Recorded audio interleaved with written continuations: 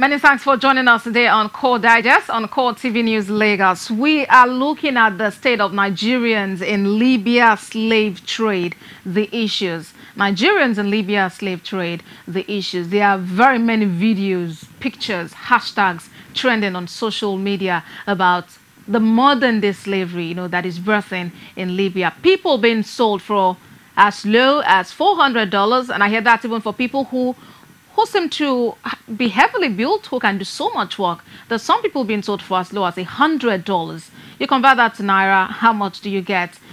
Just about maybe 36,000 Naira, or if it's for $400, you might have like 144,000 Naira. When did we degenerate to that point? And there are very many Nigerians trapped there, very many Africans. So this is like a state of Africans selling Africans. When did we get to this point? My guest on the program today is Shijibomi Adebiyi Bennett. He is a public affairs analyst. Thank you for being here. The first video that came out from CNN, and it was an hidden camera that the person used to get all these images. The guy went to the camp where the auctions were being made, and the guy was like,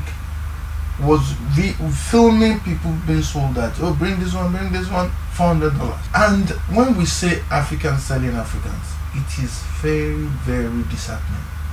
So they see themselves more as the Arab world. Their affinity is more to the Arab world. And like someone said today that I had, which I think is still disputable, and I don't want to believe, that even sometimes some Arabians, so that we don't generalize, see black men, see Africans as inferiors. That maybe in this age, yes, in those ages they even colluded with Europeans to ship so many of us out. Somalia has been in war more than Libya. South Sudan, before they broke out of Sudan, they've been at war for ages.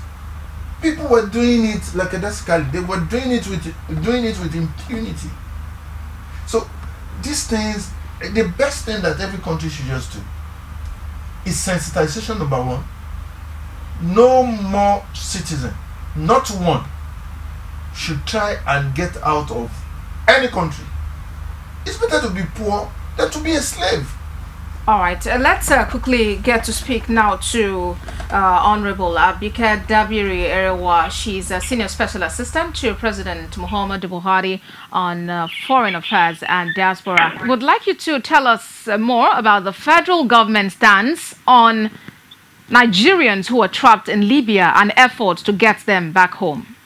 The Buhari administration has been getting stranded Nigerians, especially in Libya, back home. I recall that since January, the NEMA director and myself addressed this issue and warned Nigerians against going to Libya that it's going to be death ultimately. This was since January.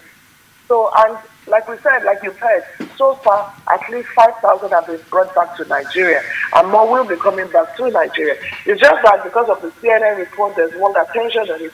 We've been drawing attention to this for ages. Now, what the Buhari administration is trying to do in this, as we still bring them back in batches, we're looking at bringing them back once and for all. Now, the problem is Libya is a war-torn country. Don't forget that. You need a landing permit. And to do that, we are going to need maybe AU intervention. Only 3 flights are allowed to land in Libya. So to do all that, we need to put some logistics in place, which we are working on. So hopefully we can get those permits, get a couple of places at about the same time and period, and bring back the remaining Nigerians stranded in Libya. The problem is, don't forget that these people have been stranded for ages. Some have been there for 6 years. But under this administration, President Buhari has directed that we bring them back, and that is exactly what this administration has been doing. If we look at that Italian story, could there be a shady deal somewhere? Maybe Italy trying to hide something? It's very, very possible. Because I don't know why a government will communicate to the Nigerian government that it will be on November 26th, and you now have the burial done a week before time.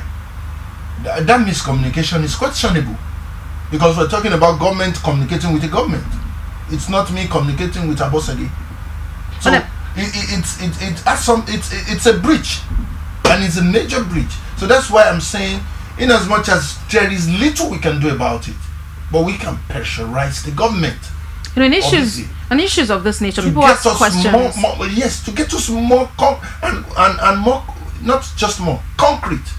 You know, evidences, pictures, things that people can use to identify their loved ones. You know, quite a number of people are worried about the premium that is placed on human life in Nigeria.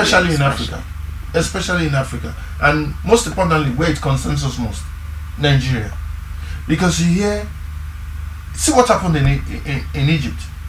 300 people died, 3 days of mourning, and the government immediately, they killed 30 militants the following day. They didn't care about any rules of engagement. They went to their abode and bombed them all. That's the premium on life. And they call them martyrs. They're going to bury them in a particular place where people can always remember them, and there will be good memories for the people of Egypt. So this is what we're saying, the premium on life. It's very, very important in Nigeria. We're used to Boko Haram killed 50 people yesterday in Adamawa. That goes on. So the question is, how many people were killed? Usually not about what you feel even like someone has been killed. We know it's a war situation, but you know the premium we place on life. When security agencies have been alleged to kill extrajudicially, it tells us the kind of mindset we have. I have a takeaway before I leave. I will also say, and that the media should help us to pressurize the United Nations, and most especially the US, to fix the problem they caused. If Gaddafi was bad, the situation we have in Libya today is worse, and it's what it was caused by the Western world. So that problem should be fixed. I don't know how they want to fix it, but they will fix it. They're causing another one in Syria now. They should fix it once and for all, because Libya was not like that in the last 10 years. Right, that's it. Our discussion, all emotional and all touching.